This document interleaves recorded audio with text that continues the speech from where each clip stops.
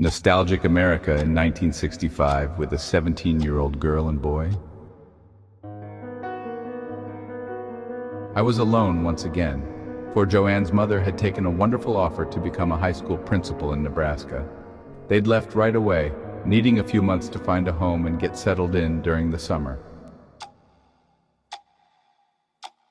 I didn't quite know what to do, so I let the void fill me for a week, which doesn't fill. So I let the waves of memories sweep over me, those swells never to be forgotten. I no longer spoke to the fates. It had only been a kind of a plaything for me, a way to speak at large, to express myself. If there were fates, which there weren't, they'd at least been kind enough to variegate the many colors and shades of my life into a stained glass window that now had many glorious, wonderful panes, all of them still shining, although shattered. Beverly, a gymnast, a year behind her brother, Kurt, and I, had asked me to take her to the prom a few months ago, but I'd said that I couldn't because of Patricia. I felt bad, although I don't really know why I should have. I gave her a call. I don't know why.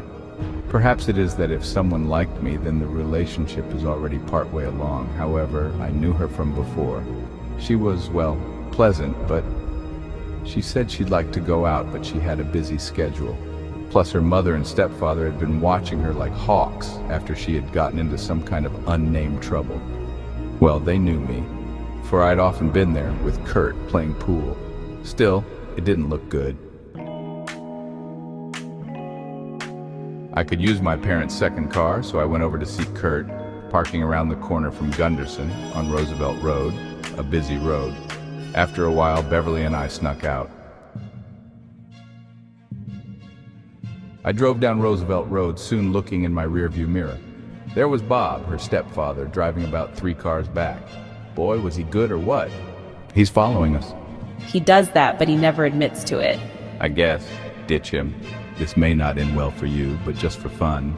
I drove around a big truck and then pulled a quick right, hoping for a block out from the truck. Bob didn't see us turn, but I'd noted that the truck now had its left turn signal on and was moving toward the left lane. No good.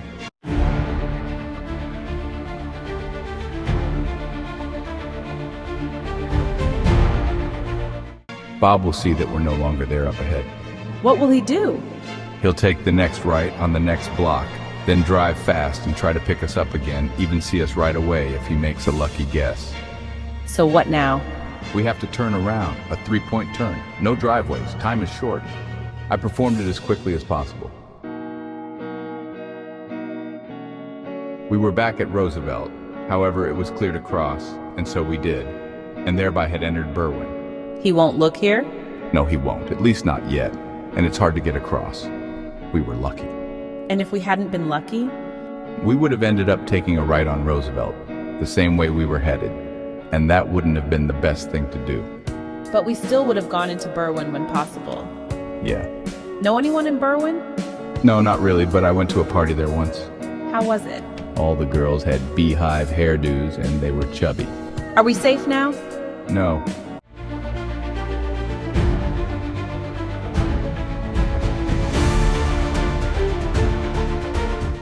Bob will comb the South Oak Park area, at least the parts we could have reached, as blocked by the expressway, and then he will figure out that we're in Berwyn. Cicero. That's between Berwyn and Chicago, and in a direction away from Bob, which will widen the distance. Our best course. He'll give up? Probably. Isn't Cicero full of mobsters and bad guys?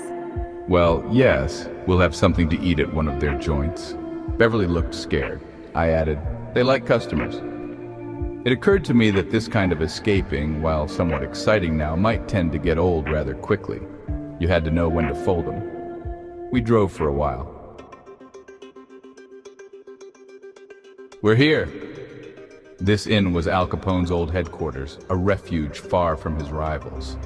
The North Sider had hoped to lure him near a window here, which didn't happen. However, they still shot up the whole place with Tommy machine guns. Let's go home, okay?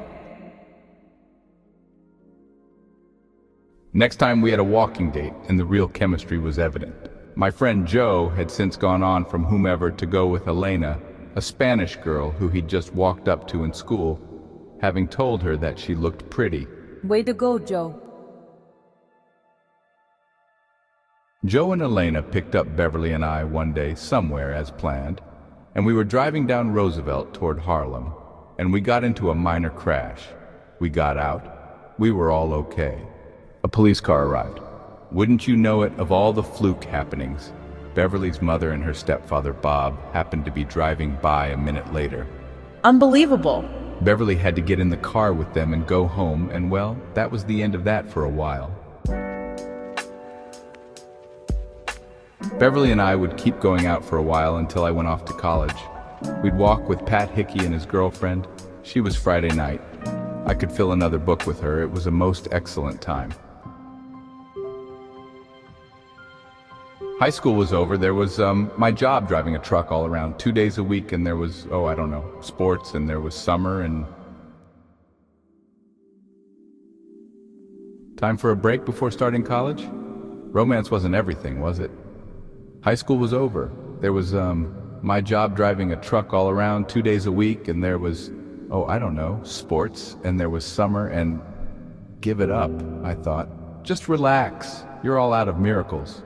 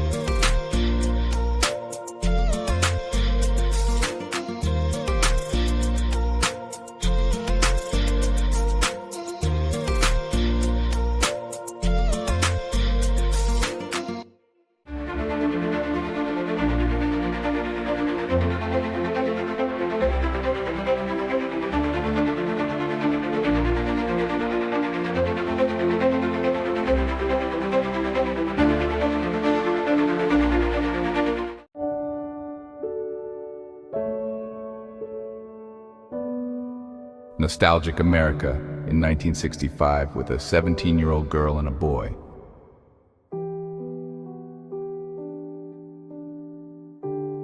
I was reading a book on evolution, one of my favorite supplemental studies, then put it down to ponder life.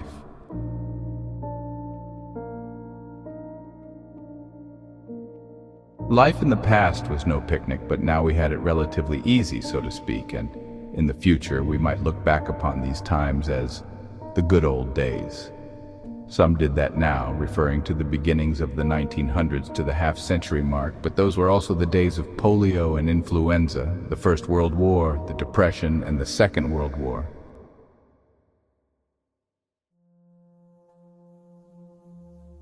I considered the evolutionary eras, thankful that I wasn't around for those millions and even billions of years.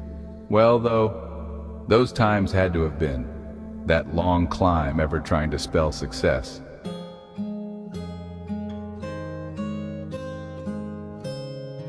By and large, though, the world was still a mess, but this was mostly in lands further away, but for some areas of Chicago.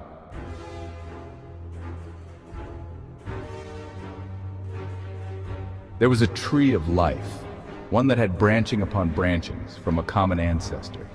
All was one, and the same for all the plants and flora. We humans were as organic as anything else. I pondered life some more.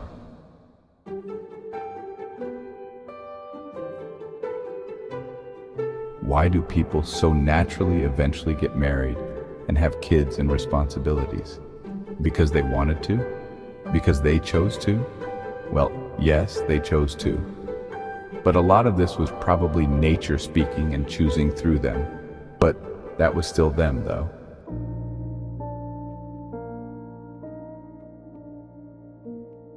It gave me a philosophical headache.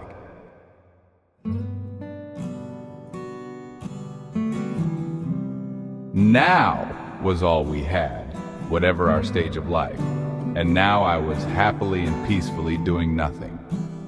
In the old days, people even went away for the whole summer, as if they hadn't had a care in the world for what went on without them back home, going up north to a cabin, boating, swimming, fishing, hiking, and sitting out on the porch. We couldn't afford a vacation this year, even for a week, but we didn't mind.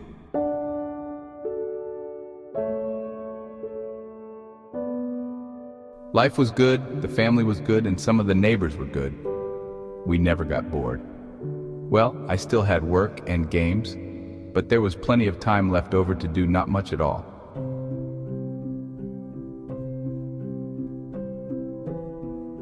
I'd taken a high school course in Fortran, an early computer language, and had then and there decided that computers would be my future in college and in work. Hope they get rid of Fortran statements like go to 30, where 30 is the label of a section of code, and let an alphabetic name be used, for 30 doesn't tell one anything about what that code does.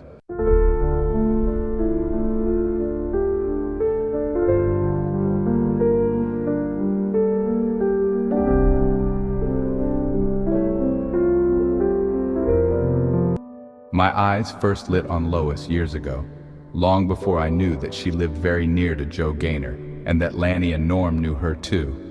And I will never forget the first sight of her glory. Lois was walking out of the basement of the Lutheran Elementary School after roller skating. She was beautiful and gleaming with her fluffy red hair, smiling, laughing, and graceful. I froze, possibly because I was stunned, but perhaps also so I could take in all of her astounding presence.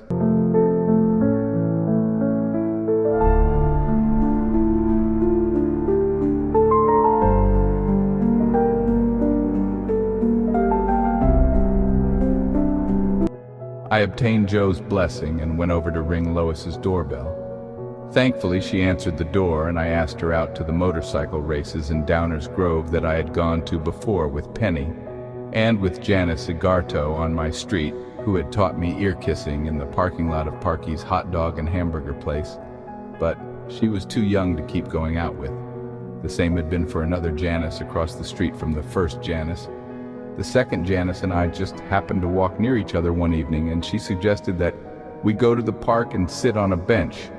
You can't make this stuff up. Presently, I've been with a third Janice for over 30 years. At the park, she began kissing me wildly. What a beautiful shock. We stayed there quite a while until she said she had to get home, a hint to me that either she was young or her parents were strict. I never ran into her again. Very strange, even though she lived but 3 houses down the block, which I guess was just as well, for I found out that she was 5 years younger than me.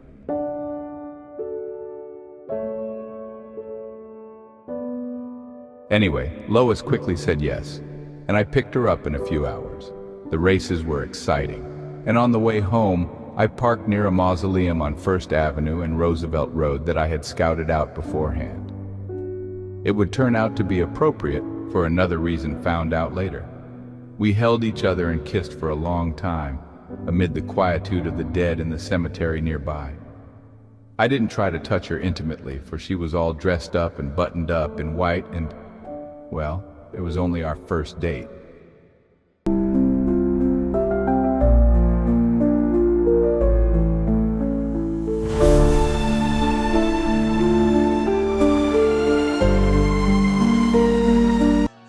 The next day, Ruth Bard came over and said that Lois had wondered why I hadn't touched her.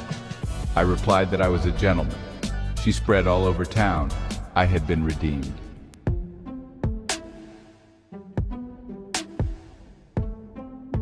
Two days later, Lois called me at home and said that her parents were out and so I could come over. I ran over there with my best sneakers on, flying by 8 avenues. No need to park a vehicle outside her house. It seemed that stealth was called for.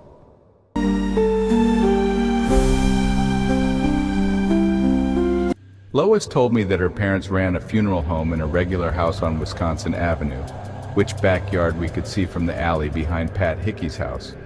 We often wondered why we never saw anyone living there, why it was so dead, and now I knew.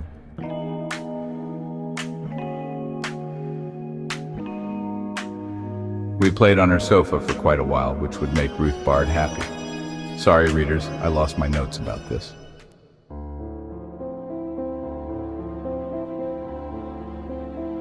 I don't really know, but I know that the relationship didn't continue.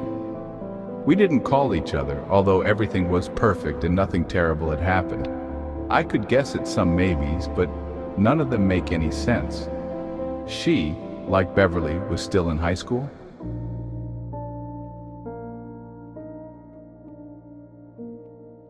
Lucille might be coming back next year.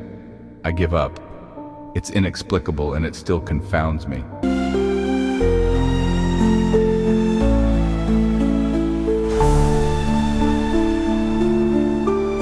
There's no excuse that will do, Zippo, and so it is that I must have had a rare but ultimate brain lapse, which can only be called stupidity or laziness or both, but surely a huge mistake.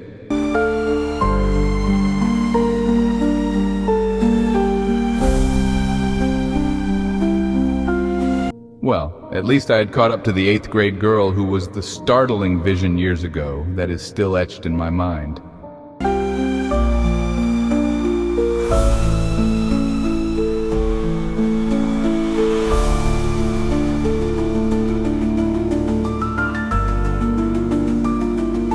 It was still summer, 1965. I had graduated high school. Many of my high school classmates would go off to war sometime in the near future, at least those who were already 18.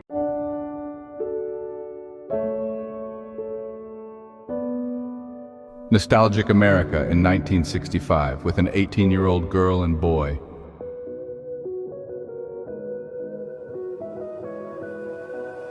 I still had a summer job of delivering kegs of nuts and bolts from A&H Fasteners around Chicago to the far-flung suburbs and even to Indiana.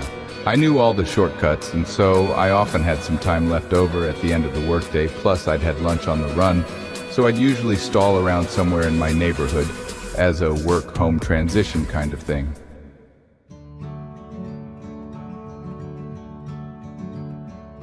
I was driving past Maple Park in the company's red pickup truck when I noted a ball rolling across the road, it having come from way further over in the park. I stopped, parked, picked it up, and brought it over to where it had likely come from a bunch of kids that looked like they were related. There I discovered the 2 older sisters, Catherine and Trish, along with their 8 younger and assorted siblings. They had enough for a ball team unto themselves. Catherine talked with me for quite a while. They were from Forest Park, were Irish, and Catherine was to be a sophomore at another University of Illinois, in Central Illinois, at Urbana, and her sister Trish was to be a junior there. So they were ahead of me in school, and thus had escaped my radar that couldn't see the past. I was just out of high school, a college freshman to be, plus their high school would have been Proviso East.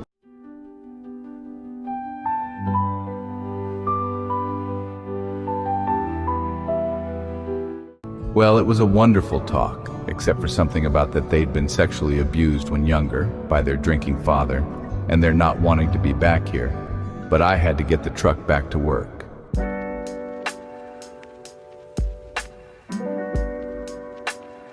Here's a story I wrote way later on, for a class reunion in 1990, which I didn't go to, a taste of memory. Upon arriving at St. Bernardine's Catholic Grammar School each day, I would always stop at Bill and Betty's little store, which was just across the street, and buy 2 honey-dipped donuts to eat in the classroom after Mass. This was a privilege for those saintly students who had fasted and received Holy Communion. For me, as a 6th grade boy, It was the ultimate treat, considering that the staying in one-room school day provided little other diversion until lunchtime. Oh, how delicious those donuts tasted to a growing boy who had starved since dinner the night before, fasting all night and then sitting through a seemingly never-ending mass during which special prayers were said for nearly everyone's grandparents and sick relatives. But it was well worth the wait, for breakfast never tasted better than it did for us, the famished Holy of Holies. Imagine eating right there in school during class, without even having to sneak in the bites, such as one had to do with candy snacks later in the day during hunger attacks. And out there, cooling, on the windowsill, in all its glory, was our free chocolate milk, there only for the deserving, the healthful drink that washed down the honeyed donut. All in all, it was a morning feast truly fitting for us young Christian warriors. To get milk, one needed only to have the foresight to sign up the day before, and of course to sit through a Latin Mass, most of which time was spent either in looking over all the minute details of the person just ahead or in nudging someone's shoe or lunchbox along the floor until it had quite disappeared. Of course, to kill even more time, one could pretend to climb the wall buttresses barehanded and to maneuver among the ceiling arches, sliding down the lamp wires and such, until rudely bumped back into reality by the nun sitting behind. The nun with eagle eyes that could detect the slightest lack of attention. Or one also could look and see which of the girls had forgotten their veils by the sorry napkin and handkerchief assortment draped upon their heads. Yes, a Mass was a long and difficult time to suffer through, especially the endless periods of kneeling. But it was the tasty dreams of milk and honey donuts that carried me through. And now and then I'd catch a whiff from my donut bag of the breakfast, which everyone knew meant breaking the fast.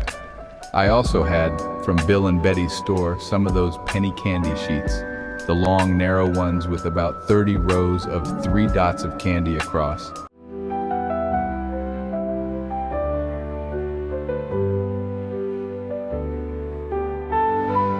The kind of candy that you could never seem to cleanly remove, and so you always had to ingest some of the paper lining as well. And 2, some brand new packages of the latest baseball card series. I would slowly and secretly open them later in class at some boring moment, which came often, and hope against hope for a Mickey Mantle card, which everyone knew appeared but rarely. Me, I was a real collector, using my own allowance to buy the cards, not like some other kids whose mothers gave them enough money to buy an entire box of baseball card packs. Yes, all this, plus more could be had from Bill and Betty's store. It almost made going to school worthwhile. Bill and Betty were both quite old, and I can see now, looking back, why they were often crabby and impatient with all the little angels and near saints who would crowd into the store each morning to lay their pennies on the counter.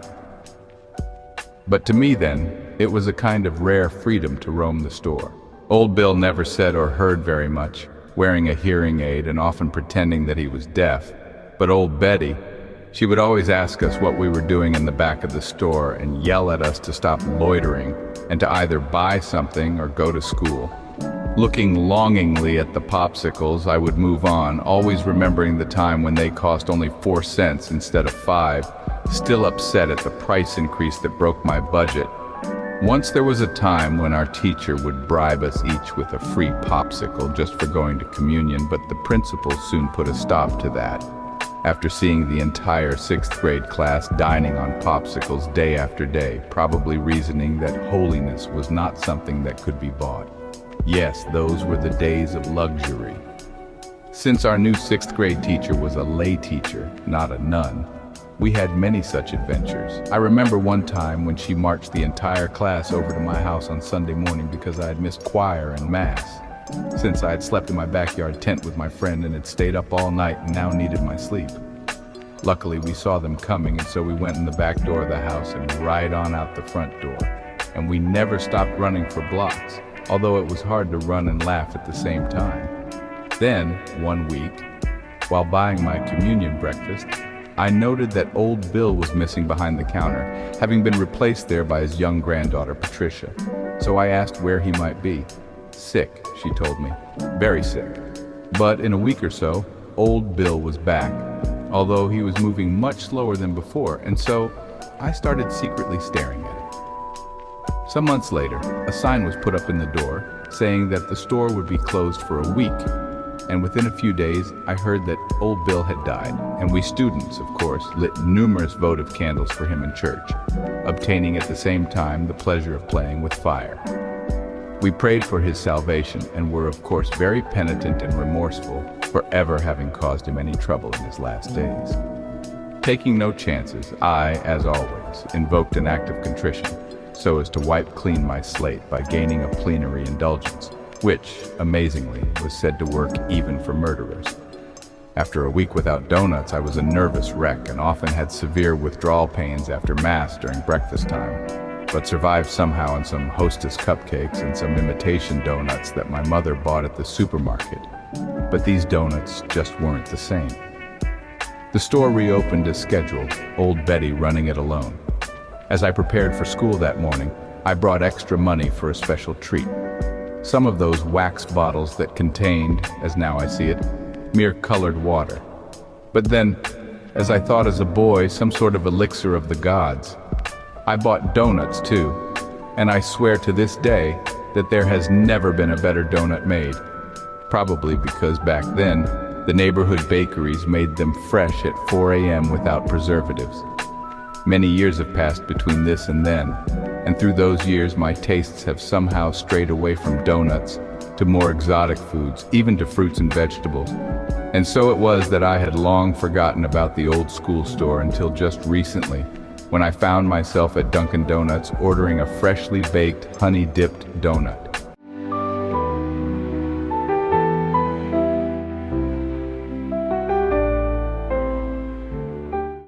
As I bit into one, the taste of my grammar school memories came rushing back. All of them apparently contained right there inside of that donut, and I have so written them down just as they came to me.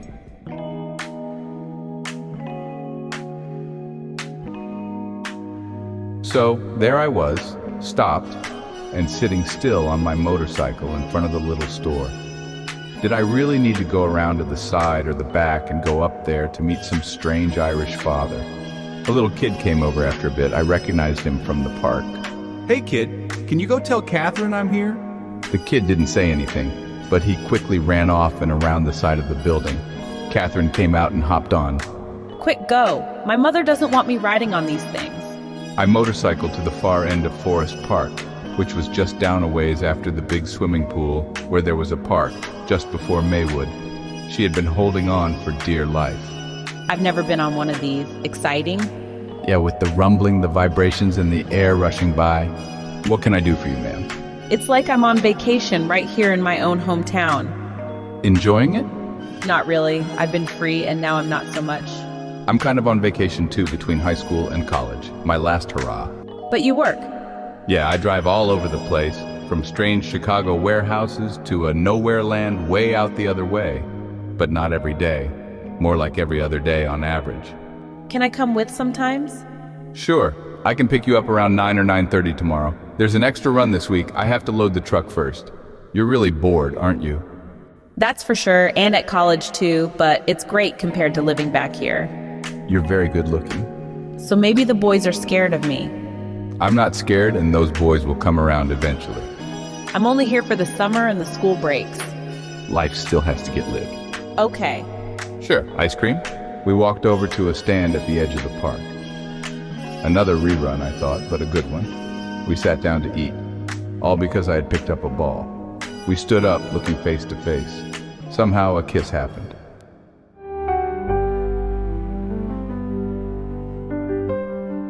She rode with me on my truck route several days a week. She turned out to be even better than I'd expected, on a par with the best, minus the literary aspect. Soon her older sister Trish rode with us too, and then Trish began kissing me too. Two girlfriends at once. Fate was overflowing my cup. I had a really old van that I'd secretly bought, although I didn't really need it. Plus, I always had to add oil to it. Nor did I drive it much, for I didn't want to have to pay the insurance on it, but perhaps I would in the winter. So it just sat near an auto repair place. I only had to pay $5 rent a month to have it parked there, which was a steal. I camped in there sometimes. Dan Maltese carpeted it, and I fixed up the back of it some more. And so now we had a love retreat on the nights that were not too warm. Well, this was a part of what summer was for, and it was my last one before college. I would probably have to get additional jobs in the summers to come. Life was going to become extra serious. Soon, Catherine's sister Trish came to the van with us too, making for a romantic threesome. What was I doing? Well, it wasn't illegal or anything. It was just unusual. The summer was soon halfway through. I would have married Catherine, I suppose, and she me if possible, with some more time to consider it, perhaps, in our transient haze of the moment. Or someday if the locales and the ages and the times had been a bit different in some other reality. But here, and in between, we'd be in different universities. That arrangement would be prone to failure. There was still a lot of life to be lived at both ends. No complaints, though. It didn't fail, though, and it would go on several years through college until I graduated college and took a job at IBM. Another book, a loving long one, but the Army eventually took me. Summer ended. They headed back to school, which was hundreds of miles away. I put all their stuff in the van and drove them. We unloaded and then camped for a day, waiting for the dorms to open. On the way back, the van blew its engine. Oh well, it was old. I hitchhiked back to Chicago and then took a transit train.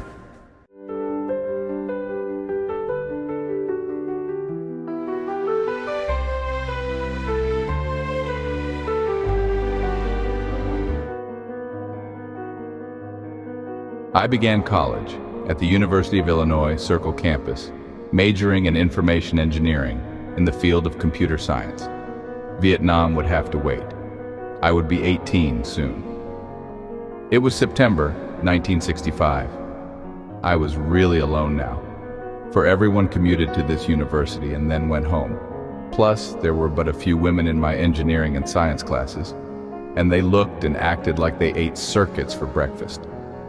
It didn't look like anything new romantically was going to happen, and it didn't, nor did it matter, for I had to apply myself.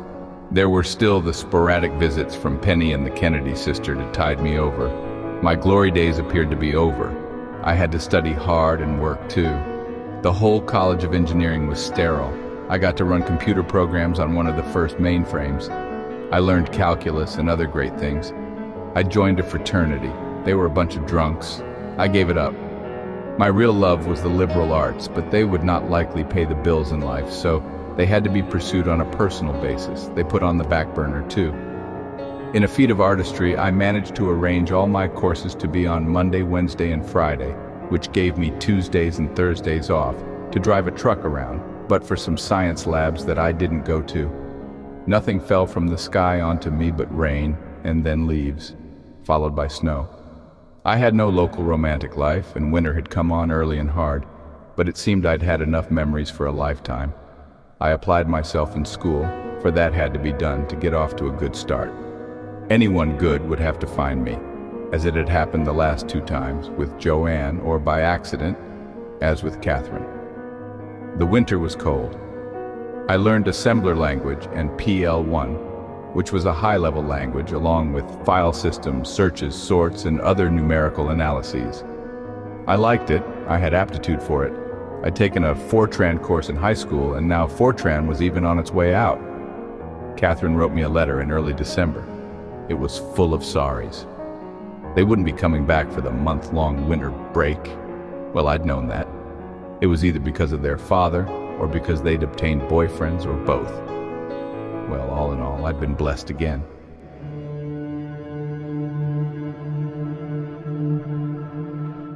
I'd turned 18, and so I had to register with the draft board, and then the year turned to 1966. I had a college draft deferment. My draft lottery number was 106. Surely they would get to that number if the war was still going on when I graduated, although I might get through 6 months or more thereafter. These numbers went from 1 to 365, the days of the year. One of my friends had number 363, and so he was as safe as he could be. No use worrying about it, though. Life had already gotten more serious from college, For now, though, I was partway through the winter break. Nothing came my way but more snow. Only icicles tried to fall on me.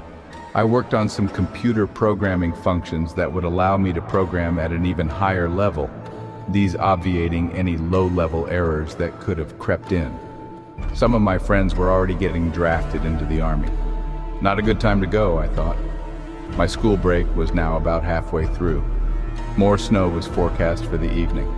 Well, nothing to do but stay home. Not a thing was going to happen, just like during the last 4 months, much less a miracle. I had gotten used to it. It also seemed important that I not be with anyone at this time, for I had a hope fluttering around with the butterflies in my empty heart.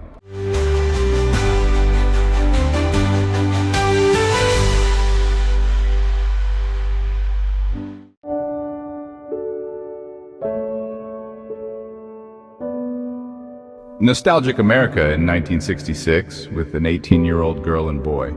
Love Redux.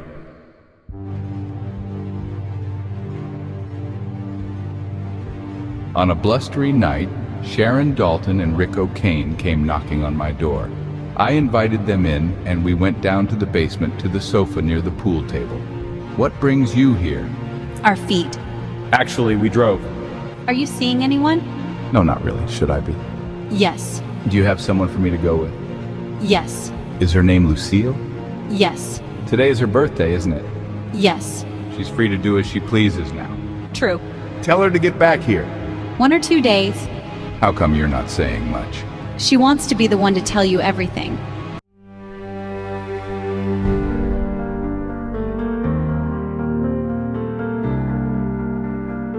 She'll be living with her aunt? Yes. And finishing her last year of high school.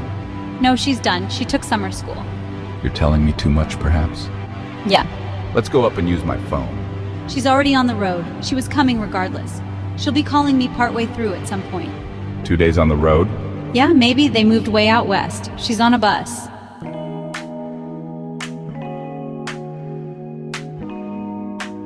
I only had to wait a day.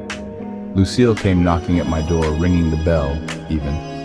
Everyone jumped up and went to the door and stood around, for I had told them I was having a surprise visitor, but that I could say no more. She was even more beautiful, her features even sharper. She'd grown a few inches. She came in, shook the snow off, and kissed me in front of everyone. They stood astonished, for they had never seen or heard of her. She looked like a snow elf.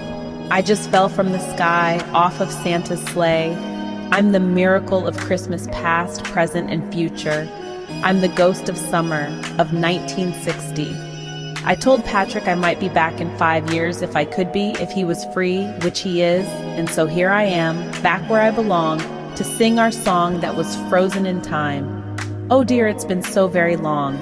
I'm sorry to shock you all like this. She took a bow. They all clapped. A dead world had just sparkled itself into life.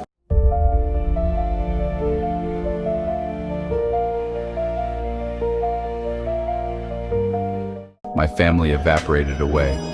Lucille and I sat on the sofa.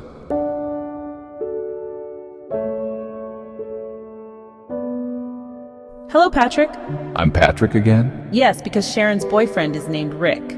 Our moment frozen in time has just been defrosted. And may it ever warm our hearts. If I survive the war, I'd love to marry you. Will do, and I do. I never dared to hope. Nor me. But we did, somewhere deep down. Yeah. Happy New Year, 1966. Let's celebrate. We'll spend the weekend at the Oak Park Arms. Excellent. We'll bring our hands, lips, and legs, too. Let's go out for a walk in the snow. We went out into a steady snowfall. I haven't seen snow for years. And now they're falling all around. Our names have been written in the stars. What did you see? I took business courses. Downtown, I suppose. I'm going to find a job next week. Although I had some good times out there. And the city here. But I like my mother's side of the family better. My father is fine. Minus my stepmother, who left for a while. And then we moved to Oregon. I learned to shoot and ride, sow and harvest, fish and swim in Wyoming. And farms. Valleys, fields. I saw mountains and study the rest of the time, and then take courses. I drive a truck filled with nuts, screws, and bolts 2 days a week. We're on our way, Patrick, toward forever. Welcome home. At last, I'm home at last. A bright star shining in the dead of winter. An explosion to rock your world. A bolt from the blue. A jolt to the ice. The Titanic has risen in sails once again. Nothing can stop us. Are you safe from the draft while in college, Patrick? Yes, and my degree takes 4.5 years, so I even have some extra time.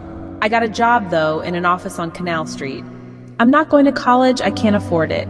Good going. And everything great just keeps on going. One thing leads to another. You came through for us.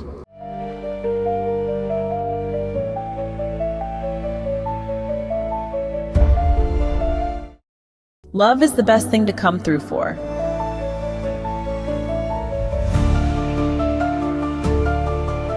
A year passed. Lucille lived with her aunt and I lived with my family. That's the best we could do, but it was enough. Our relationship was like an extended honeymoon, which was an optimal state of being. Perhaps life would always be like that. No kids, no big worries.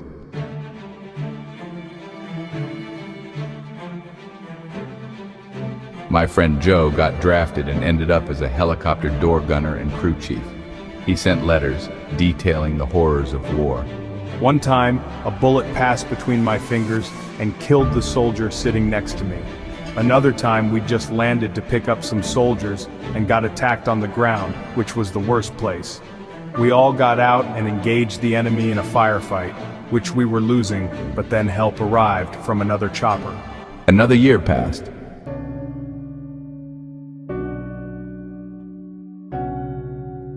Joe wasn't sure he was going to make it, but he returned alive and unharmed from the war and told us many harrowing stories, putting us on the edges of our seats.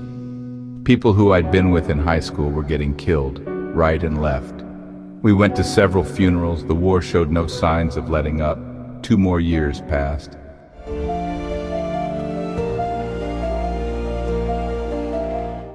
Now it was February 1970. The US was in a recession, and I had but one job offer. But it was the one I wanted, at IBM in Poughkeepsie, New York. I would start in February or March. Lucille was to come with me.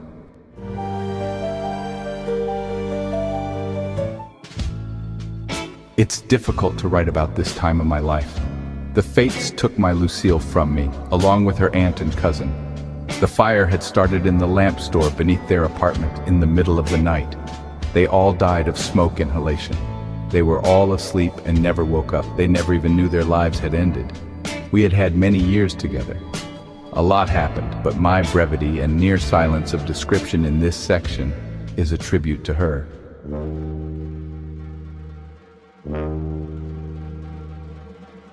Repod, little Lulu.